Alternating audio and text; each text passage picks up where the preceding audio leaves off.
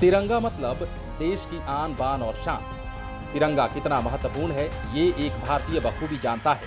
हर साल हम स्वतंत्रता दिवस और गणतंत्र दिवस पर लाल किले से लेकर देश के सरकारी कार्यालयों और कई अन्य जगहों पर राष्ट्रीय ध्वज फहराकर तिरंगे को सलामी देते हैं। मगर क्या आपने कभी सोचा है कि हमारे तिरंगे को डिजाइन किसने किया था? इस बात को बहुत कम लोग ही जानते हैं और कुछ तो जानते भी नहीं कि इसे डिजाइन करने का श्रेय किसे जाता है। दरअसल देश के राष्ट्रीय ध्वज को डिजाइन किया था आंध्र प्रदेश के पिंगली वेंकैया ने। 2 अगस्त 1876 को आंध्र प्रदेश के कृष्णा जिले के भटला पेनुमरू गांव में जन्मे पिंगली वेंकैया ने तिरंगा को डिजाइन किया था। उनके माता पिता हनुमंत तारायुडू और वेंकट रत्नम्मा थे। वेंकैया तेलुगु ब्राह्मण परिवार के थे और उनके पिताजी हमेशा से ही चाहते थे कि पिंगली गांव के साथ साथ देश का नाम भी रोशन करें।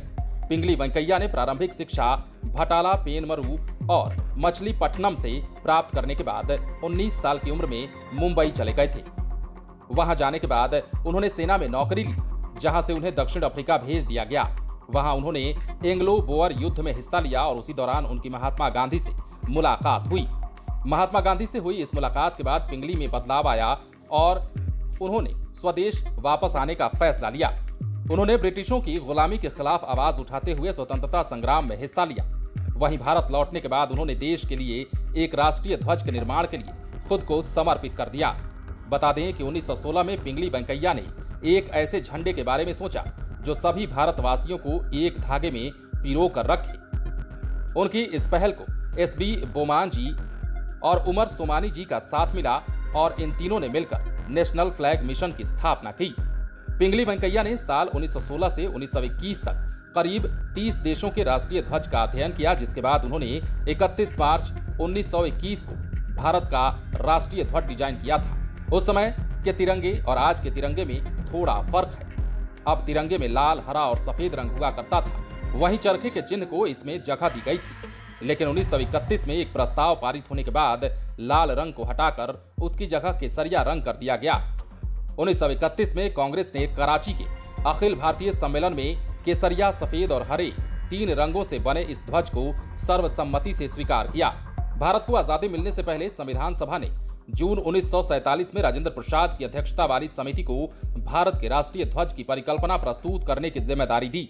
समिति के सुझाव के अनुसार चरखे की जगह अशोक स्तंभ के धम्म चक्र को ध्वज पर जगह दी गई।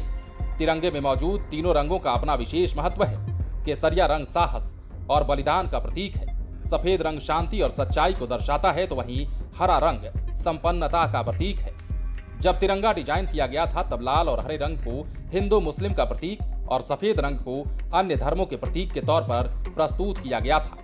तिरंगे में सफेद रंग पर नीले रंग में सम्राट अशोक के धर्म चक्र चिन्ह के तौर पर बना हुआ है। अशोक चक्र को कर्तव्य का पहिया भी कहा जाता है। आपको बता दें कि देश को तिरंगा देने वाले पिंगली की मौत बेहद गरीबी में हुई।